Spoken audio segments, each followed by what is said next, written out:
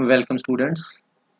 आज बेटा मैं आपके साथ जो मोस्ट एक्सपेक्टेड क्वेश्चंस हैं सॉल्यूशन चैप्टर के, इलेक्ट्रोकेमिस्ट्री के एंड केमिकल काइनेटिक्स के, वो मैं डिस्कस करूंगा यहाँ पे। सबसे पहला क्वेश्चन है define molarity and give its units. ये 2011 में आया हुआ है, मैं साथ में मैंने मेंशन भी किया हुआ है, तो हमें एक आइडिया मिल जाएगा कि किस क्वेश्चन के रेपिटेशन के चांसेस हैं। तो मोलैरिटी की डेफिनेशन आपको ऑलरेडी पता ही है। मोलैरिटी क्या होती है? It is the number of moles dissolve पर लीटर ऑफ द सोल्यूशन। तो इसको हम लोग मोल्स में लिखते हैं और इसको हम लोग लीटर में लिखते हैं। तो यूनिट्स क्या बन गए? Moles per litre. इसी तरह से मोलैलिटी क्या होती है? इसको स्मॉल एम से रिप्रेजेंट करते हैं, नंबर ऑफ मोल्स डिसॉल्व पर केजी ऑफ द सॉल्वेंट। तो यहाँ पे हम लोग मोल्स पर किलोग्राम लिखेंगे, इसके जो यूनिट्स हैं। उसके बाद नेक्स्ट क्वेश्चन हमारे पास है out of M and M means molarity and molality which will change with the temperature. अगर आप मोलैरिटी की डेफिनेशन हम लोग डेफिनेशन लिखते हैं तो ये बिल्कुल इसको फॉर्मूले को पूरी तरह से अगर लिखते हैं तो ये फॉर्मूला हमारे पास बनता है। और मोलैलिटी के केस में हमारे पास ये बनता है W2 over M2 into 1000 over W1। तो उसने कहा है कि कौन सी चीज़ है जो दोनों में से कौन है जो कि टेम्परेचर के साथ चेंज हो जाता है। अब टेम्परेचर के साथ वही चेंज होगा जिसका टेम्परेचर के साथ रिलेशन बनता है। अब टेम्परेचर जो है वो हमें पता है कि वो वॉल्यूम के डायरेक्टली प्रोपोर्शनल होता है, कि वॉल्यूम बढ़ने से टेम्परेचर बढ़ता है। तो यहाँ पे अगर हम लोग इस वाले केस में देखें तो यहाँ पे सारी की सारी टर्म्स जो है वो इन टर्म्स ऑफ मास है। मीन्स ये क्या चीज़ है? जो मोलैलिटी है ये मास डिपेंडेंट है और मास का टेम्परेचर के साथ कोई रिलेशन नहीं है। जबकि यहाँ पे जो मोलैरिटी है वो किसके साथ डिपेंड करती है? किसके ऊपर डिपेंड करती है? वो वॉल्यूम के ऊपर डिपेंड करती है। इस वजह से चेंज किस में आएगा? अगर मान लो आपने कोई सोल्यूशन गर्मियों में बनाया या सर्दियों में बनाया तो गर्मियों में उसकी मोलैरिटी चेंज हो जाएगी, क्योंकि वो वॉल्यूम डिपेंडेंट है और वॉल्यूम जो है वो टेम्परेचर पे डिपेंड करता है। इसीलिए जो केमिस्ट है वो मोलैलिटी में सोल्यूशन बनाना प्रेफर करते हैं। ठीक है बेटा। नेक्स्ट क्वेश्चन हमारे पास है why one molar more concentrated than one molar solution. तो यहीं से हम लोग देख सकते हैं वन मोलर का मतलब क्या होता है कि एक मोल को 1 लीटर में डिसॉल्व किया है, या 1 लीटर सोल्यूशन में 1 मोल सोल्यूट के प्रेजेंट है। और वन मोलर का मतलब क्या होता है कि 1 मोल जो है वो 1 kg सॉल्वेंट में, वो सोल्यूशन में प्रेजेंट है और ये सॉल्वेंट में। तो यहाँ पे समझने वाली बात है कि ये वाली जो चीज है इसमें उसने कहा है कि मान लो यहाँ पे 1 लीटर है, तो यहाँ पे जो आपका टोटल यहाँ तक जो सोल्यूशन है ना, उसमें ये आपका सॉल्वेंट भी है प्लस आपका सोल्यूट भी है। ठीक है, मीन सोल्यूट और सॉल्वेंट मिलाकर 1 लीटर है। जबकि इस केस में क्या हुआ है? इस केस में है कि आपका पहले तो 1 kg जो है वो क्या है? सिर्फ और सिर्फ सॉल्वेंट है। मीन 1000 ग्राम आपका एक तरह का सॉल्वेंट हो गया, और उसके बाद आपने इसमें क्या डालना है? अपना सोल्यूट डालना है। तो देखा जाए यहाँ पे सॉल्वेंट क्या है? सॉल्वेंट जो है यहाँ पे एक तरह से क्या है हमारे पास? एक मिनट, यहाँ पे मैं रब कर देता हूँ इसको। सॉल्वेंट हमारे पास क्या है? यहाँ पे हमारे पास इससे ज्यादा है।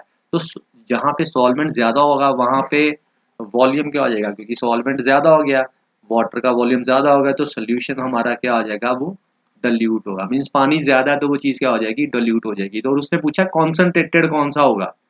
अब यहाँ पे कि why 1 molar are more concentrated than 1 molar. अब यहाँ पे एक और चीज बनती है, वो ये है कि यहाँ पे ये गलत लिख दिया। यहाँ पे आपको लिखना चाहिए 1 मोलर, क्योंकि यहाँ पे देखो ना हमने किसका निकाला है कि इसका ये डल्यूट ज्यादा है, इसमें सॉल्वेंट की मात्रा ज्यादा है। तो फिर इसका मतलब हो गया कि जो आपका 1 मोलर सोल्यूशन है वो क्या होगा? आपका लेस कंसंट्रेटेड होगा। यहाँ पे आपका आना चाहिए मोलर, यहाँ पे स्मॉल एम लिख लो आप, यहाँ पे कैपिटल, मतलब कि जो 1 मोलर मोलर है वो क्या है? ज्यादा कॉन्सेंट्रेटेड है 1 मोलर से। यहाँ पे ये आप क्वेश्चन में ठीक कर लेना। ठीक है। नेक्स्ट क्वेश्चन हमारे पास है, ये 2017 में आया हुआ है, state Rawls law for the solution containing volatile liquid. अब देखो जो रॉल्स लॉ क्या कहता है? रॉल्स लॉ कहता है कि किसी भी कंपोनेंट का जो पार्शियल प्रेशर है वो किसके इक्वल है? वो इक्वल है partial vapour pressure of that component in pure state into its mole fraction. इसी तरह अगर आप मान लो बी कंपोनेंट है, उसका जो पार्शियल वेपर प्रेशर होगा वो किसके इक्वल होगा, इसी का ही प्योर स्टेट में और इसकी ही मोल फ्रैक्शन। अगर आपने टोटल वेपर प्रेशर निकालना है तो वो इन दोनों partial vapour pressure of both the components को ऐड करके निकल आएगा हमारे पास। ठीक है, इसी तरह से आप जैसे इसने वोलेटाइल लिक्विड बोला है, आप नॉन वोलेटाइल के लिए भी निकाल सकते हो। नॉन वोलेटाइल में क्या होगा कि ये जो नॉन वोलेटाइल सोल्यूट है ये वाला, इसका पार्शियल वेपर प्रेशर जो है वो हम लोग खत्म कर देंगे। क्यों? क्योंकि अगर हम कहते हैं कि हमारे पास जो सॉल्वेंट है उसमें जो मैंने सोल्यूट डाल रहा हूँ वो वाला सोल्यूट जो है वो नॉन वोलेटाइल है, तो इसका मतलब क्या हुआ, इसका मतलब ये हुआ कि वो तो कंट्रीब्यूट ही नहीं करेगा, वो तो वेपर बनाएगा नहीं। तो जो ये जो टोटल सोल्यूशन बन जाएगा इसके डालने के बाद, अब जो वेपर जो टोटल वेपर प्रेशर है वो वेपर प्रेशर किसके कारण होगा, वो सिर्फ और सिर्फ किसके कारण होगा, सॉल्वेंट के कारण होगा। सॉल्यूशन तो कोई कंट्रीब्यूशन ही नहीं करेगा। Means when a solution contain non-volatile solute, in that case total vapor pressure of the solution will be only due to the vapor pressure of the solvent। total vapor pressure सिर्फ solvent के कारण होगा, ना कि solute के कारण होगा। ठीक है बेटा। उसके बाद नेक्स्ट क्वेश्चन इसी तरह से है हमारे पास की similarity between Rawls law and Henry law, इनके बीच में क्या क्या सिमिलैरिटी है और क्या क्या डिससिमिलैरिटी है। तो पहली सिमिलैरिटी तो हम इसको कर देते हैं। पहली सिमिलैरिटी हम तो ये बता सकते हैं कि दोनों के दोनों जो है वो वोलेटाइल कंपोनेंट ऑफ सॉल्यूशन पर अप्लाई होते हैं। सिमिलैरिटी अगर हम लोग देखें तो बोथ, आप लिख सकते हो कि both apply to the volatile component of solution। ठीक है, दोनों वोलेटाइल कंपोनेंट ऑफ सॉल्यूशन पे अप्लाई है। सेकंड आप ये बता सकते हैं कि both states that vapour pressure of any component the solution is proportional to the mole fraction of that component. अब दोनों के दोनों क्या बताते हैं, दोनों ही एक चीज बोलते हैं, क्या जो इनकी स्टेटमेंट है कि जो वेपर प्रेशर है ऑफ एनी कंपोनेंट वो किसके प्रोपोर्शनल होगा, मोल fraction of that component in solution. ये दोनों की दोनों क्या होगी, इनकी सिमिलैरिटी होगी। अगर आप इनकी डिससिमिलैरिटी करें, अब आप ये स्क्रीनशॉट ले लेना चाहे, ठीक है, मैं आगे लिख देता हूँ इसकी। अगर आपने डिससिमिलैरिटी अगर पूछते हैं, डिससिमिलैरिटी क्यों, मैं ये क्यों करवा रहा हूँ, क्योंकि ये 2011 में क्वेश्चन आया हुआ है, क्वेश्चन वैसे अच्छा है। तो हम क्या करेंगे कि दोनों के प्रोपोर्शनैलिटी कांस्टेंट में डिफरेंस है। द टू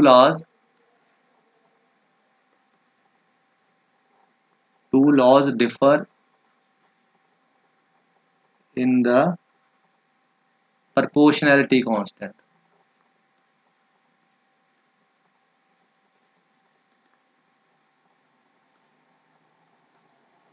ठीक है, वहां पे रॉल्स लॉ के केस में हम लोग, वैसे मैं बता देता हूँ कि रॉल्स लॉ के केस में हमने क्या अभी देखा था, प्रोपोर्शनैलिटी कांस्टेंट हम लोग क्या लेते थे, जो प्रोपोर्शनैलिटी कांस्टेंट था वो प्योर सॉल्वेंट में कंपोनेंट के जो वेपर प्रेशर था। जबकि हेनरी लॉ के केस में क्या है, हेनरी लॉ के केस में एक तो एक्सपेरिमेंटल डिटर्मिना और हम लोग के एच से लिखते हैं, जैसे पी इज इक्वल टू के एच इंटू मोल फ्रैक्शन। तो देखो यहाँ भी प्रेशर और मोल फ्रैक्शन का रिलेशन बन रहा है, यहाँ पे भी क्या होता है हमारा, हम लिखते हैं ना P of any component is directly proportional to its mole fraction. अगर यहाँ पे मान लो ए लिखा है तो यहाँ पे भी ए लिख देते हैं, और यहाँ पे इसको हटा के यहाँ पे कांस्टेंट ये लिख देते हैं प्योर सॉल्वेंट में। तो यहाँ पे भी इन दोनों का रिलेशन है, यहाँ पे भी ये रिलेशन है, तो इस वजह से ये दोनों हम लोग इन लोगों की सिमिलैरिटी बताई थी। बट डिफरेंस क्या है इनमें, इसका प्रोपोर्शनैलिटी कांस्टेंट क्या है, vapour pressure in pure state, और इसका क्या है, कि है चाहिए एक्सपेरिमेंटली फाइंड आउट किया जाता है। ठीक है बेटा। नेक्स्ट क्वेश्चन हमारे पास है आइडियल नॉन आइडियल सोल्यूशन। ये मैं आपको नहीं करवाऊंगा क्योंकि आप वीडियो में देख लेना, मैंने वो जो ट्रिक्स डाले हैं डिफरेंसेस के उसमें इसको मैंने शो किया हुआ है। नेक्स्ट क्वेश्चन हम देखते हैं, इसको नीचे कर लें थोड़ा सा।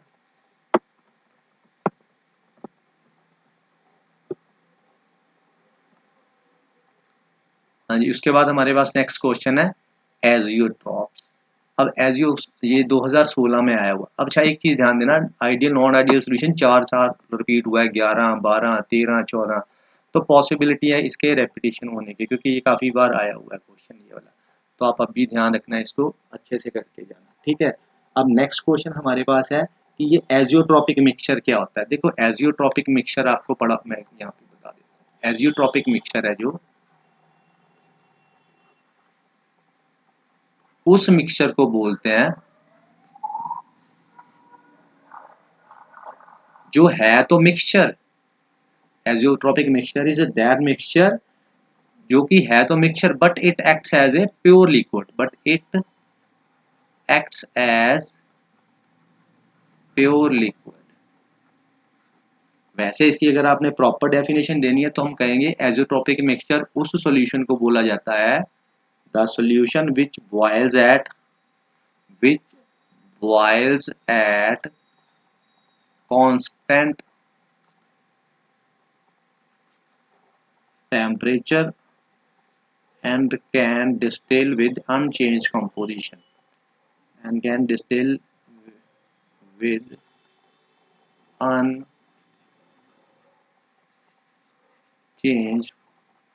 composition। मैं इसको दोबारा से समझा देता हूँ। बेटा होता क्या है कि कई बार क्या होता है कि हम दो सोल्यूट और सॉल्वेंट को जब मिक्स करते हैं, अब मान लो कोई दो, एक सोल्यूट डाल दिया, सॉल्वेंट डाल दिया, तो हमारे पास वो क्या बन गया, एक सॉल्यूशन बन गया। अब जब मान लो मैं कहूँ कि अच्छा ऐसे है, दोनों लिक्विड का बॉइलिंग पॉइंट तो अलग अलग होगा ना, अगर मैं उस सॉल्यूशन को गर्म करूँ नीचे से, तो वो हम क्या एक्सपेक्ट करते हैं कि जिसका बॉइलिंग पॉइंट कम होगा वो पहले बॉयल हो जाएगा, जिसका बॉइलिंग पॉइंट ज़्यादा होगा वो बाद में बॉयल होगा। हम उनको मतलब कि सेपरेट कर सकते हैं। बट होता क्या है, कई बार हमारे पास ऐसे सोल्यूट सॉल्वेंट होते हैं कि जब हम उनको एक खास कंसंट्रेशन में मिक्स करते हैं, तो वो इस तरह से एक दूसरे के साथ बॉन्ड बना लेते हैं, और वो एक्ट भी ऐसे करते हैं जैसे वो एक सिंगल लिक्विड हो, ना कि वो mixture.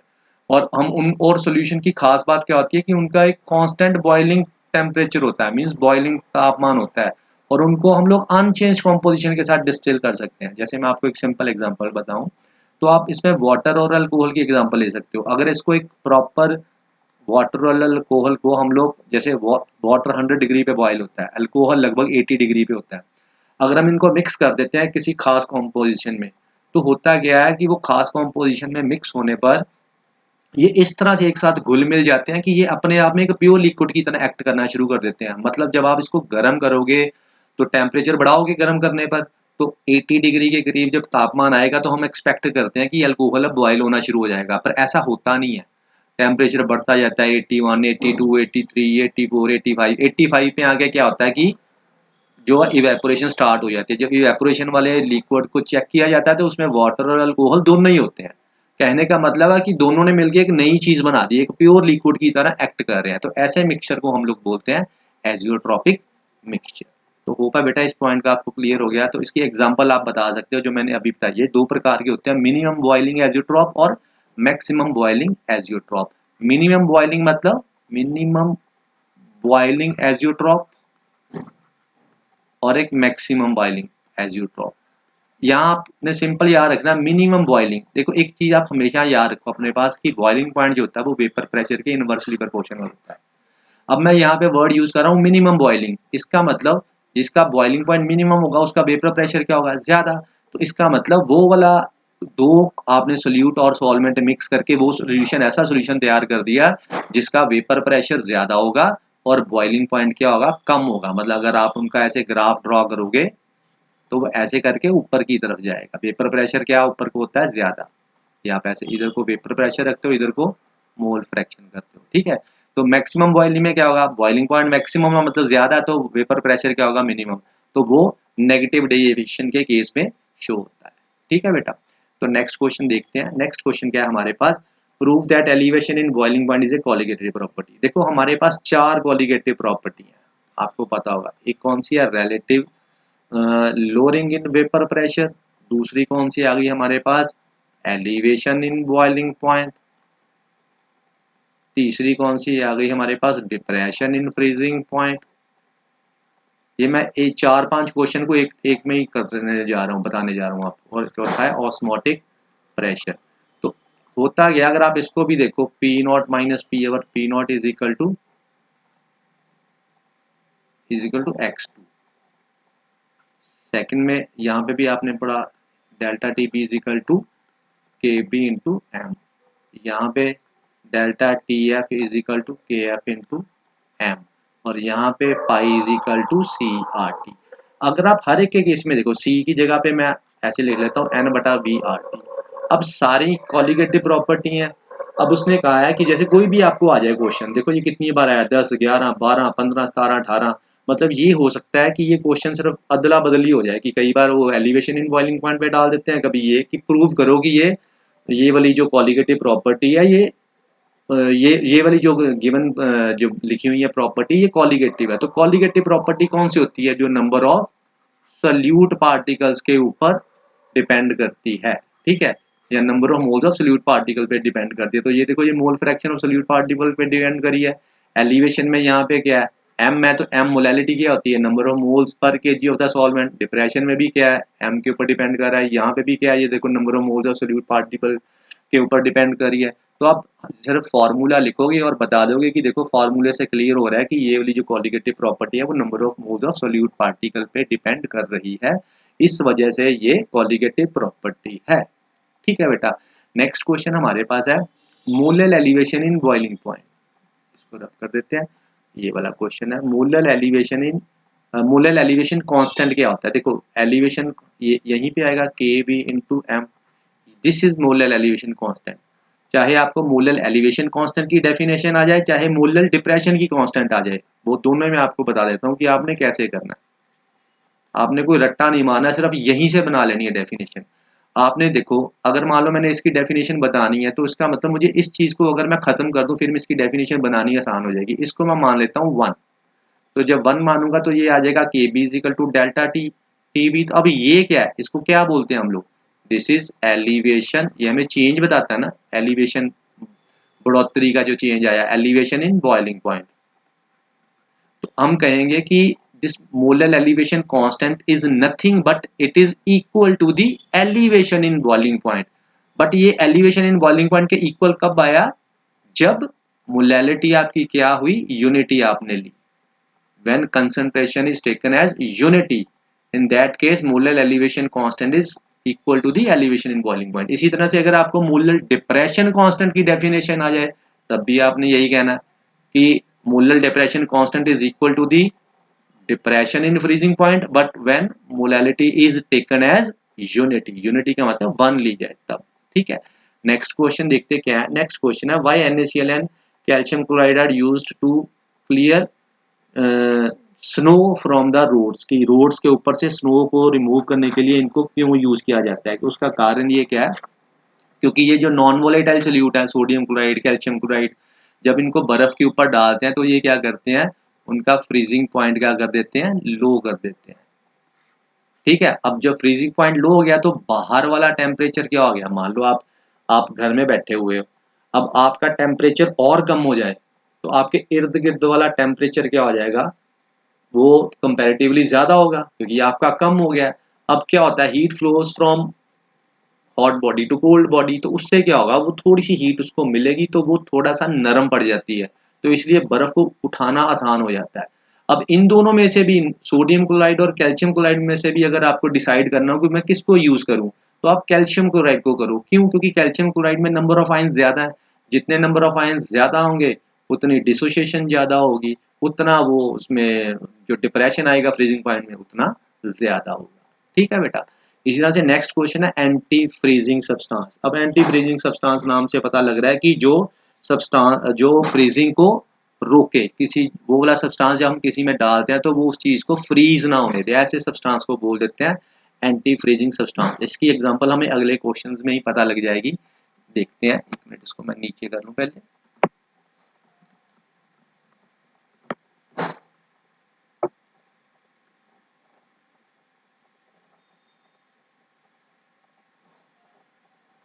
Why it is advised to add ethylene glycol to water in car radiator while driving in hill station। जब हम लोग हिल स्टेशन पे जाते हैं तो हमारी जो कार का रेडिएटर होता है, उस कार के रेडिएटर में हम लोग क्या करते हैं, हम इथिलीन ग्लाइकोल डालते हैं, वो इसलिए डालते हैं क्योंकि जब हम ऊंचाई पे जाते हैं तो वहां पे टेम्परेचर कम होता है, माइनस में भी हो सकता है, तब क्या होगा, हमारे कार का रेडिएटर का जो पानी है वो जम जाएगा, जब जम जाएगा तो फिर ब्लास्ट हो सकता है।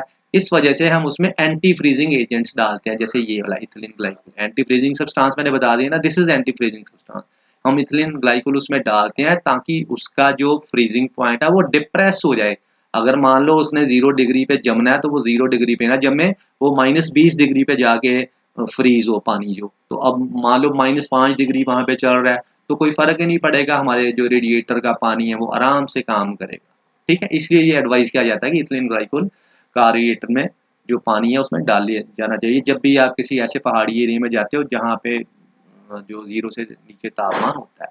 तो नेक्स्ट क्वेश्चन हमारे पास है बेटा, difference between osmosis and diffusion. ये अगेन आप, मैंने वीडियो डाल लिया है ऑल ट्रिक्स और द डिफरेंसेस, उसमें मैंने ट्रिक्स से ये सारे याद करवाए हैं, आप वहां पे देख लेना। नेक्स्ट क्वेश्चन है, why is great care taken in the intravenous injection to have comparable concentration of solution to be injected to that of the blood plasma।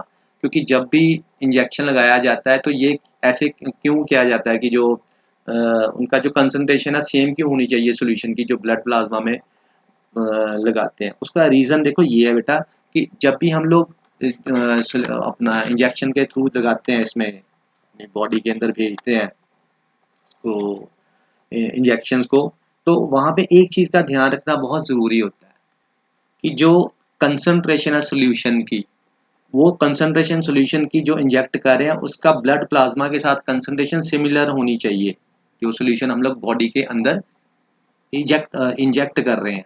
ठीक है, आपने कई बार देखा होगा जब आप इंजेक्शन लगाते हो ना डॉक्टर, तो वो क्या करता है, जो आपने जो भी उसने आपके अंदर मेडिसिन डालनी होती है वो उससे पहले उसमें कुछ चीज़ मिलाता है, वो एक और भी डिस्टिल्ड वाटर लेता है या कुछ और लेता है, उसमें मिलाता है। वो इसलिए मिलाता है ताकि जो आपका ब्लड प्लाज्मा की कॉन्सेंट्रेशन है ना उसके कंपेरेबल हो जाए उसकी कंसेंट्रेशन, क्योंकि अगर उनकी कंसेंट्रेशन कंपेरेबल नहीं होगी तो फिर क्या होगा, अगर आपका मान लो जो आपने सोल्यूशन आप बॉडी के अंदर इंसर्ट कर रहे हो, सपोज करो जो सोल्यूशन आप इंजेक्शंस के थ्रू अपनी बॉडी के अंदर इंसर्ट कर रहे हो वो क्या है, वो आपका लेस कंसंट्रेटेड है। ठीक है, और आपका जो ब्लड प्लाज्मा है उसकी कंसंट्रेशन क्या है, जो ब्लड प्लाज्मा है उसकी कंसंट्रेशन क्या है, ज्यादा। अब आपको पता है ये ऑस्मोसिस फिनोमिना क्या होता है, ऑस्मोसिस फिनोमिना में क्या होता है कि जो सॉल्वेंट है वो लो कंसंट्रेशन से हाई कंसंट्रेशन की तरफ जाएगा। अब सोल्यूशन की कंसंट्रेशन कम है, ब्लड प्लाज्मा की कंसंट्रेशन ज्यादा है, तो फिर क्या करेगा, वो सॉल्वेंट मॉलिक्यूल इधर मूव करना शुरू कर देंगे, तो ब्लड सेल्स क्या होने शुरू हो जाएंगे, फिर ब्लड के सेल के अंदर पानी जाना शुरू हो जाएगा। जब पानी अंदर जाएगा तो वो ब्लड सेल जो क्या करने शुरू हो जाएंगे, वो उनमें स्वेलिंग होनी शुरू हो जाएगी, और स्वेलिंग होने के बाद और क्या पॉसिबिलिटी है कि वो बस्ट कर जाए। अगर वही मान लो सोल्यूशन की कंसंट्रेशन ज्यादा है तो फिर उल्टा हो जाएगा। सपोज करो जो आप सोल्यूशन बॉडी के अंदर इंजेक्ट कर दो इंट्रावीनस से, जो वेन्स के थ्रू अंदर इंजेक्ट कर दें इंजेक्शन से, अगर उसकी कंसंट्रेशन जो वो ज्यादा है, solution is having more concentration, किससे ज्यादा है, ब्लड प्लाज्मा से, तो फिर उस केस में क्या होगा आप खुद सोचो। अब वहां पे पानी अंदर एंटर कर गया था, एक तरह की एंडो ऑस्मोसिस हो गई थी। यहाँ पे क्या होएगा, यहाँ पे ये कम कंसंट्रेशन वाला, ये ज्यादा कंसंट्रेशन वाला, तो ब्लड सेल के अंदर से जो लिक्विड है वो बाहर आना शुरू हो जाएगा। तो ब्लड सेल जो है वो क्या करने शुरू हो जाएंगे, वो श्रिंक करने शुरू हो जाएंगे, आपका सेल जो है वो श्रिंक कर जाएगा। इसको हम लोग एक्सो ऑस्मोसिस बोलते हैं। ठीक है, वाटर सारा सेल से बाहर आ जाएगा और वो सिकुड़ जाएगा।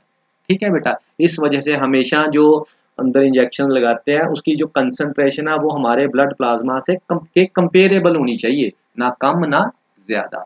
नेक्स्ट क्वेश्चन देखते हैं हम लोग, इसको नीचे कर लें एक बार।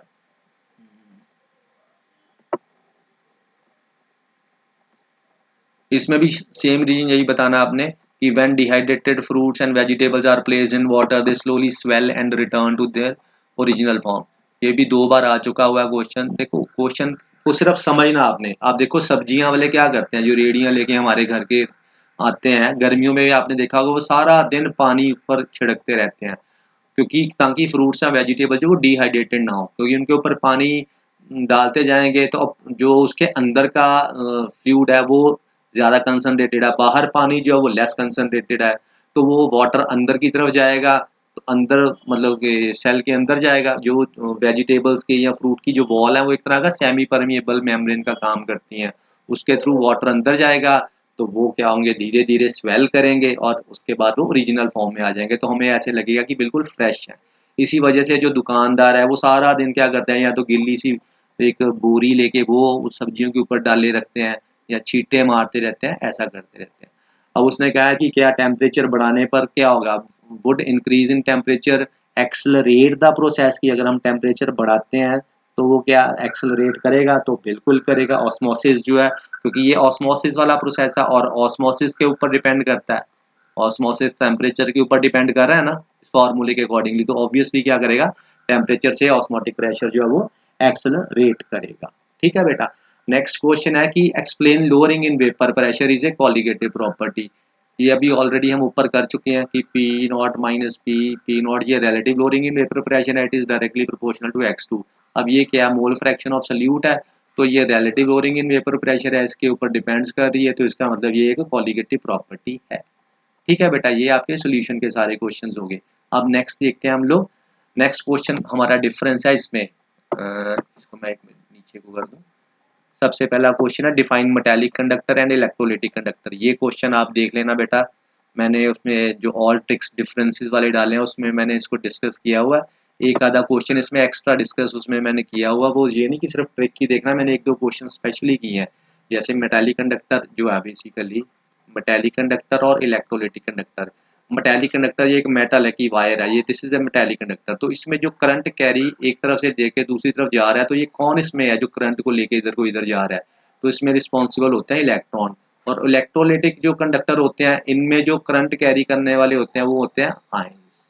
यहाँ पे टेम्परेचर बढ़ाने पर कंडक्टेंस जो है मेटालिक कंडक्टेंस जो है वो डिक्रीज करती है, यहाँ पे टेम्परेचर बढ़ाने पर इलेक्ट्रोलिटिक कंडक्टेंस इंक्रीज करती है। ठीक है, ये मैंने वहां पे बताया हुआ है, क्योंकि यहाँ पे जो ये जो मेटल की वायर है ना, इसमें क्या क्या होते हैं, इसमें कर्नल्स होते हैं और फ्री या कह लो मोबाइल इलेक्ट्रॉन होते हैं।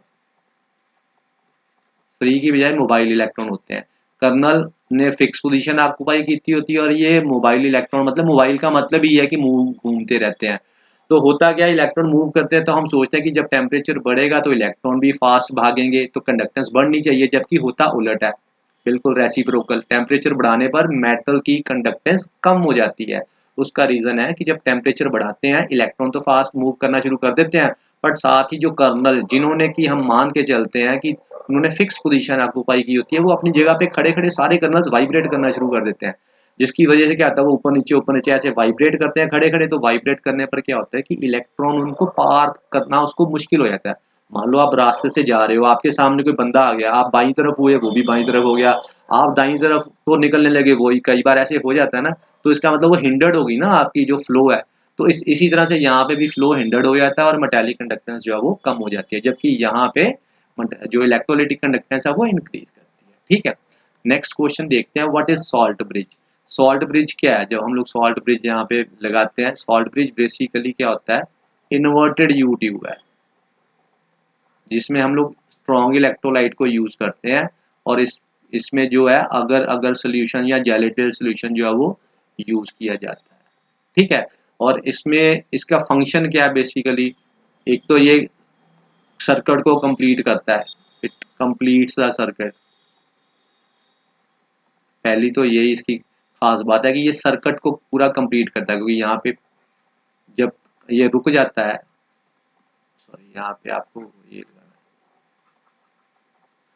आपको पता था ना कि इलेक्ट्रोकेमिकल सेल थोड़ी देर काम करने के बाद तो रुक जाता है, तो उसके प्रोसेस को आगे वो रुके हुए सेल को फिर चलाने के लिए हम लोग इस सॉल्ट ब्रिज को यूज करते हैं। तो सॉल्ट ब्रिज एक तरह का सर्किट को कंप्लीट करता है और न्यूट्रलिटी को मेंटेन करता है। ये दो पॉइंट मेन है, अहम है, जो न्यूट्रलिटी को मेंटेन करता है, इट मेंटेन्स द, आना ये पहले चाहिए था वैसे, it maintains the electrical neutrality.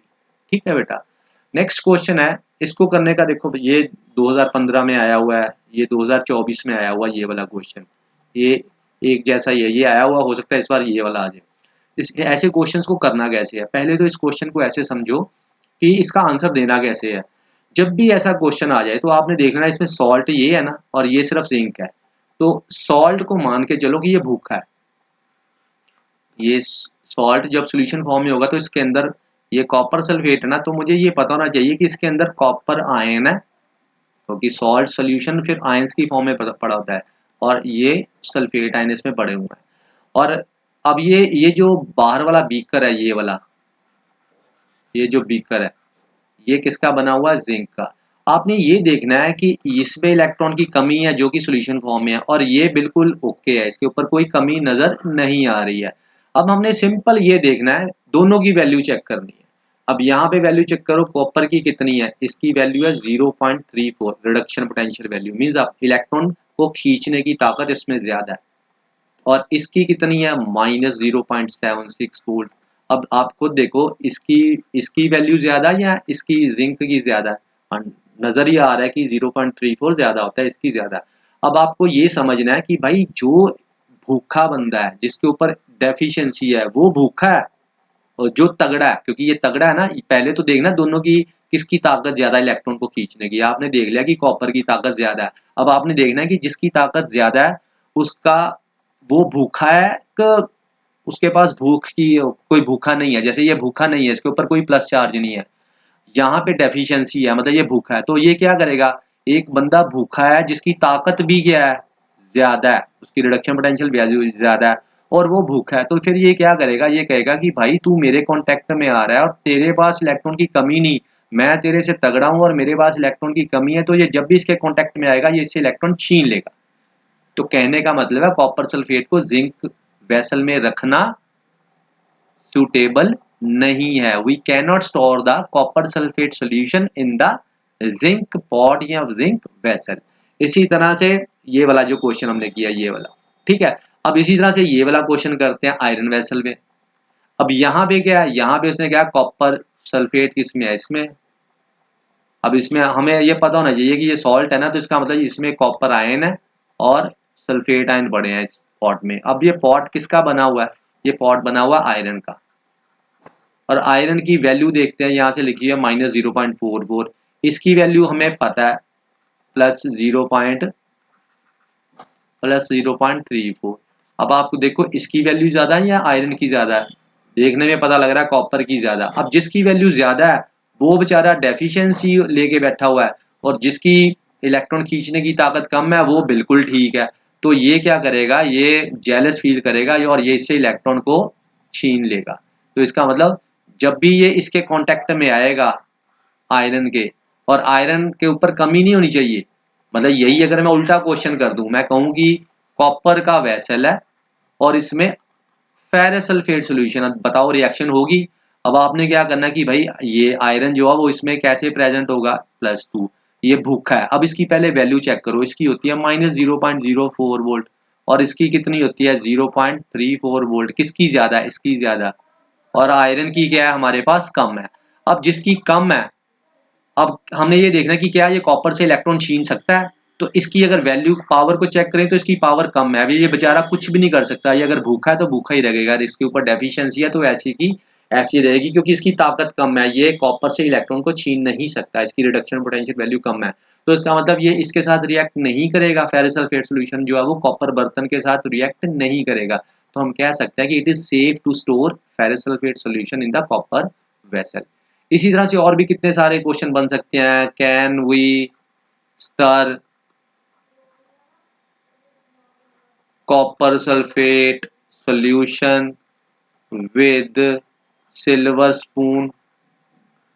आपको सिर्फ देख के पता लग जाएगा कि ये आयनिक फॉर्म में है, ये प्योर फॉर्म में है। तो सिल्वर की वैल्यू होती है 0.80 वोल्ट, और इसकी वैल्यू होती है +0.34। अब ये हमें पता है कि ये किस फॉर्म में मौजूद है, ये +2 फॉर्म में है। इसकी वैल्यू कम है, इसकी वैल्यू क्या है? ज्यादा है। जब ये इसके कांटेक्ट में आएगा स्पून के, मान लो ये आपका सॉल्यूशन है, अब आप इसमें क्या डाला? आप इसमें ये सिल्वर स्पून डाला, ये कौन है? Copper sulphate. अब कॉपर सल्फेट की वैल्यू कम है, अब ये इसके कांटेक्ट में आया, तो क्या ये सिल्वर के साथ रिएक्ट करेगा? या इससे रिएक्ट करने का मतलब है कि क्या इससे इलेक्ट्रॉन छीन लेगा कि मेरे को दे दो, मैं मेरे पास 2 इलेक्ट्रॉनों की कमी है। तो हमने ये चेक करना पड़ेगा कि क्या कॉपर की वैल्यू कम है। तो यहाँ पे कॉपर की वैल्यू कितनी है? 0.34 और यहाँ पे 0.80 है। सिल्वर की ज्यादा, ये तगड़ा है सिल्वर, तो इसका मतलब कॉपर की इसके ऊपर बस नहीं चलेगा, जिससे इलेक्ट्रॉन छीन नहीं पाएगा। इस वजह से हम कह सकते हैं कि it is safe to stir with the silver spoon. हाँ, अगर उल्टा होता silver nitrate solution copper vessel में रखते तो ये उल्टा हो जाता। हम कहते हैं कि भाई सिल्वर को हम रख सकते हैं, हम कहेंगे भाई सिल्वर जो है इससे ज्यादा पावर लेके बैठा हुआ और बेचारे के इलेक्ट्रॉन उड़े हुए हैं। सिल्वर की 0.80 वोल्ट है, इसकी प्लस 0.34 है, इसकी भी प्लस ही है, नहीं लिखने का मतलब प्लस ही है। तो हम कहेंगे कि भाई जिसके ऊपर इलेक्ट्रॉन की कमी है वो तगड़ा है, और जिसके पास इलेक्ट्रॉन की कमी नहीं है वो बिल्कुल ठीक है। तो ये क्या करेगा, जब भी इसके कांटेक्ट में आएगा तो कॉपर से इलेक्ट्रॉन छीन लेगा। तो इसका मतलब हम कह सकते हैं कि सिल्वर नाइट्रेट सॉल्यूशन को कॉपर के वेसल में स्टोर करना संभव नहीं है। ठीक है, इसी तरह से हम लोग नेक्स्ट क्वेश्चन है, what is the effect of temperature और मेटेलिक कंडक्टेंस। ये मैं ऑलरेडी ऊपर बता भी चुका हूँ कि मेटेलिक कंडक्टेंस क्या होती है, टेम्परेचर बढ़ने पर कम हो जाती है, क्योंकि कर्नल्स अपनी जगह पे खड़े खड़े वाइब्रेट करना शुरू कर देते हैं। अब मैं नेक्स्ट क्वेश्चन केमिकल काइनेटिक्स में से करवाने लगा हूँ। केमिकल काइनेटिक्स में से है, सबसे पहला क्वेश्चन है कि how concentration effect the rate of reaction, की जो कंसंट्रेशन है वो कैसे इफेक्ट करती है रेट ऑफ रिएक्शन को। कंसंट्रेशन जो है वो कैसे इफेक्ट करती है, देखो जब कंसंट्रेशन बढ़ेगी तो क्या होगा, जो रिएक्टेंट मॉलिक्यूल्स की फ्रीक्वेंसी बढ़ जाएगी कोलिजन्स की, उससे क्या होगा, फिर रेट ऑफ रिएक्शन जो है वो बढ़ जाएगी। सिंपल सी बात है, कंसंट्रेशन बढ़ने पर जो रेट ऑफ रिएक्शन है वो बढ़ जाती है, क्योंकि फ्रीक्वेंसी बढ़ जाती है कोलिजन्स की। ठीक है, इसी तरह से टेम्परेचर के केस में भी क्या कहेंगे, सेम वही कहेंगे। अगर हम लोग टेम्परेचर इंक्रीज करते हैं तो ऑब्वियसली जो उसकी एनर्जी है मॉलिक्यूल्स की वो बढ़ेगी। वो क्या करेंगे, वो जो एनर्जी बैरियर है उसको क्रॉस करेंगे, ज्यादा से ज्यादा उसको क्या करेंगे, एनर्जी बैरियर को क्रॉस कर लेंगे, क्योंकि एनर्जी उनकी बढ़ गई है। और उससे ज्यादा क्या होगा, एनर्जी बढ़ेगी तो फिर रेट ऑफ रिएक्शन भी बढ़ेगी। और ये भी कहा जाता है कि for every 10 kelvin rise in temperature rate of reaction becomes double. इस 10 केल्विन तापमान के ऊपर रेट ऑफ रिएक्शन जो है वो क्या हो जाता है, डबल हो जाता है। ठीक है, मतलब कि अगर मैं प्रभाव की बात बताऊं, उसने टेम्परेचर के इफेक्ट की बात पूछी है, तो सिंपल सी बात है, टेम्परेचर बढ़ने पर रेट ऑफ रिएक्शन बढ़ेगा। ठीक है जी, उसके बाद है रेट रिएक्शन और रेट कांस्टेंट के बीच में डिफरेंस, ये आप कर लेना, जो मैंने वीडियो डाल ली है कौन से वाली, ऑल ट्रिक्स जो फॉर डिफरेंसेस, उसमें मैंने इनको याद करने का, इसको भी और ऑर्डर एंड मॉलिक्यूलरिटी को भी मैंने उसका तरीका बताया हुआ। इसका मैंने बताया था कि आपने ड्यूड कर, ड्यूड हम लोग बोलते हैं, ड्यूड यार को बोलते हैं, दोस्त को, हेलो हाय ड्यूड। तो ये डेफिनेशन यूनिट और ये साथ में आपने डिपेंडेंस बता देना है। तो ये वैसे ही है, ये लिख दिया कि आपको वर्ड याद रहे। ऑर्डर और मॉलिक्यूलरिटी में आपने बताना है डीसी जो है डिप्टी कमिश्नर जो है वो एडोरेबल पर्सनैलिटी है, ऐसे मैंने ट्रिक बनाई हुई है, तो आप वहाँ पे देखना। देखो ये बहुत बार आया हुआ, तो ये इस बार पक्की बात है, इसके इनमें से कोई ना कोई आने के चांसेस हैं। ठीक है, इसी तरह से नेक्स्ट क्वेश्चन है स्यूडो फर्स्ट ऑर्डर रिएक्शन। अब स्यूडो फर्स्ट ऑर्डर रिएक्शन क्या होती है, जो कि truly they are not first order, not truly first order reaction. ठीक है, बट अंडर सम सर्कमस्टांसेस वो क्या करती है, फर्स्ट ऑर्डर की तरह बिहेव करती है। जैसे हम लोग ये जो एस्टर है, इसमें जब हम लोग वाटर को डाल देते हैं एक्सेस में, एक्सेस मात्रा में डालते हैं, तो क्या होता है कि जब ये एक चीज कोई एक्सेस मात्रा में हो जाती है तो उसकी कंसंट्रेशन हम लोग लेते ही नहीं है, फिर वो सिर्फ और सिर्फ इसकी कंसंट्रेशन पे डिपेंड करेगी। तो इस वजह से इसमें बनता गया, अगर आप इसको ब्रेक करो तो इसके पास अगर आप H और इसके पास OR लिख दो तो क्या बन रहा है, RCOOH, एक एसिड बनेगा और एक हमारे पास एल्कोहल बनेगा। ठीक है, उसके बाद नेक्स्ट क्वेश्चन है हमारे पास हाफ लाइफ पीरियड का, आपने ड्राइव करना एक्सप्रेशन।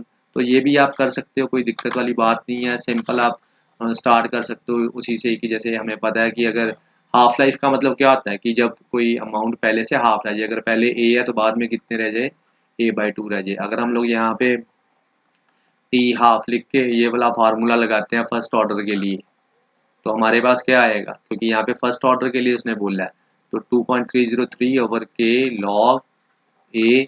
अब a माइनस एक्स क्या है, ये मतलब जितनी a माइनस एक्स का मतलब होता है कितनी बच गई, तो 50% के बाद कितना बचेगा, हाफ ही। हाफ लाइफ का मतलब जब मात्रा हाफ रह जाए, तो इसका मतलब यहाँ पे a/2 आ गया, a कट गया, 2 यहाँ पे आ जाएगा, तो यहाँ पे हमारे पास क्या आ जाएगा 2.03 log 2 ओवर के।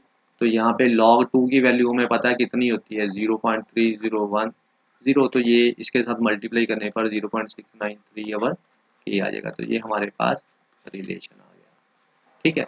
इसी तरह से नेक्स्ट रिलेशन है, वो भी आप निकाल सकते हो। ये एक तरह के मैंने सारे के सारे आपको इंपॉर्टेंट क्वेश्चन निकाल दिए हैं, और ये 2-2 नंबर के क्वेश्चन है, इन्हीं में से आएगा, क्योंकि अगर हम लोग 10 ईयर से लेके चलते हैं तो इसी में से आएगा। सिर्फ मैं आपको ये क्वेश्चन जरूर करवा दूं, क्योंकि ऐसा क्वेश्चन भी कई बार आया, और मुझे भी मतलब ये एक गट फीलिंग है कि इसमें से क्वेश्चन आने के पूरे पूरे चांसेस है। ये वाले जो दो ये वाले हैं, ये क्वेश्चन आप देख लो करने कैसे है, बहुत सिंपल है, बहुत ज्यादा सिंपल है, देखने में बस डर लग रहा है। रिएक्शन बिटवीन कहता है इन दोनों के बीच में रिएक्शन होने पर ये बन रहा है इन द फॉलोइंग मैकेनिज्म। तो आपको क्या बताना है, expression and order of reaction. Expression का मतलब रेट एक्सप्रेशन। अब रेट एक्सप्रेशन क्या होता है, आर लिख के उसके बाद आपने के लिखना है, उसके बाद आपने रिएक्टेंट लिखने हैं। अब आप कहोगे सर रिएक्टेंट तो ये भी है, ये भी है, ये भी रिएक्टेंट ही है। तो ऐसी रिएक्शन में जो कि मोर देन 1 स्टेप्स में हो रही है, तो हम उसमें स्लो स्टेप को हमेशा उठाते हैं। जो स्लो स्टेप में है वो वाले रिएक्टेंट उठा के यहाँ पे लिख देने आपने NO2, और दूसरा क्या आ गया F, ठीक है। अब इसके साथ यहाँ पे कुछ लिखा तो नहीं हुआ, 1 1 ही है इसका मतलब, तो ये 1 और 1 हो गया, तो ये आपका हो गया रेट एक्सप्रेशन, ठीक है। अब आपको आएगा ऑर्डर ऑफ रिएक्शन। अब आपको कहोगे कि ऑर्डर जो है विद रिस्पेक्ट टू NO2 कितना है, मतलब NO2 के विद रिस्पेक्ट टू कितना आ रही है वैल्यू 1। इसी तरह order with respect to F2 क्या आएगा 1। तो ओवरऑल जो है, ओवरऑल मतलब टोटल जो ऑर्डर क्या आएगा 1 + 1 = 2। तो ये इसका सिंपल सा, ये देखो 2013 और 16 में आया हुआ, इस तरह से सिंपल आपने करने हैं। घबराना नहीं है, सिर्फ आपने स्लो स्टेप को पकड़ना है, क्योंकि जो स्लो स्टेप होता है वो रेट डिटर्मिनिंग स्टेप कंसिडर किया जाता है। इसी तरह से ये वाली आपको दो ऐसे रिएक्शन दी हुई हैं, तो आप बिना देखे मान लो आपने ये एक्सप्रेशन लिखना, तो कैसे करोगे, आप लिखोगे R = K, एक जगह पे आ गया NO2, अगला भी क्या आ गया NO2। तो ये दोनों बार बार लिखे हुए, तो मैं एक बार ही लिख देता हूँ NO2, तो यहाँ पे आ गया 2, तो यहाँ पे आ गया R। अब आपसे पूछा जाएगी ऑर्डर ऑफ रिएक्शन क्या है, तो आप ऑर्डर ऑफ रिएक्शन क्या कहोगे 2 है, ऑर्डर ऑफ रिएक्शन इज 2, ठीक है। तो होप है आपको बेटा पता लग गया होगा। तो मैं कोशिश करूंगा जो 2-3 चैप्टर और हैं जिसमें 2 नंबर के क्वेश्चन आने हैं थ्योरी के, वो मैं फिर नेक्स्ट वीडियो में डाल देता हूँ। तब तक के लिए आप ये वाले प्रैक्टिस कर लो। ऑल द बेस्ट बेटा for your exams, thank you.